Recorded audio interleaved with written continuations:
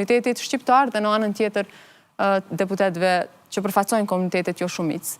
Ka pas zëra edhe tek partnerët tanë që në qoftë se qeveria Kurti e bën zajednicën, ne e votojmë vettingun, por ne nuk kemi pranuar asnjëherë që të futemi në një diskutim të tillë, për faktin se siç e din. Po mendoni sot lista serbe ju ka bërë çdo ofertë. Tash jo drejt për drejt. Jo juve direkt, okay, mos të kesh kuptuar më shumë. Por kemi pas takime me partnerët tanë dhe ata kanë thënë që ne i kemi folur me listën serbe për votimin e amandamenteve, por që kërkesa atyre është zajednica. Kur ka ndodhur kjo 2021-ta?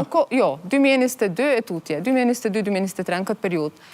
Dhe ne nuk kemi pranuar që të futemi në diskutime me... Pra ka pas, po thoni shkëmbim direkt, zajednica për vetting, votat e listës serbe për vetting kishin mri, në një premtim që e kishit themelu. Ne nuk kemi pranuar që të bëjmë zajednicën, duke pasur parasysh pasojat e zajednicës, dhe amandamentet kushtetuese tash janë në kuvend.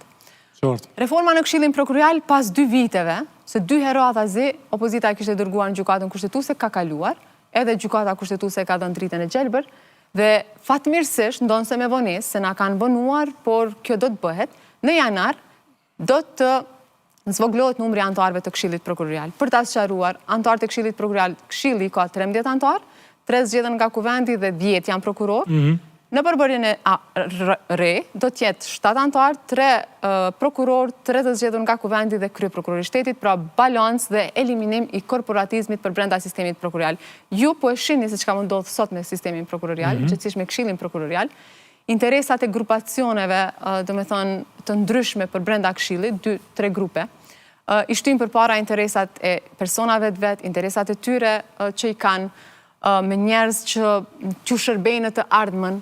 Së fundi patëm edhe kërkesë për lirim nga detyra nga krye prokurori shtetit, ndonë se fillimisht e kishin shkarkuar në mënyrë të kundërligjshme këtë e tha dhe gjykata. Detyre është, krye prokuror, s'kemi, se s'ka vullnet politik, t'juin me... Jo, nuk është se qeveria nuk e zgjedh Këshillin krye prokurorin. E që unë e mojnë men e kom dëgju kryeministrin, të thonë, është ka tentën Blerimi Sufaj mu bo krye prokuror për kundër vullnetit, thot, tim, të glau kënjufësës edhe të Vjosa Osmanit. Tash nëse vullneti Albin Kurtit është përcaktues më zgjedh krye prokurori... Unë mendoj që ne kemi plotësisht të drejtë që t'japim qëndrimet tona për proceset të montuara. Po, është vullneti ju i përcaktues.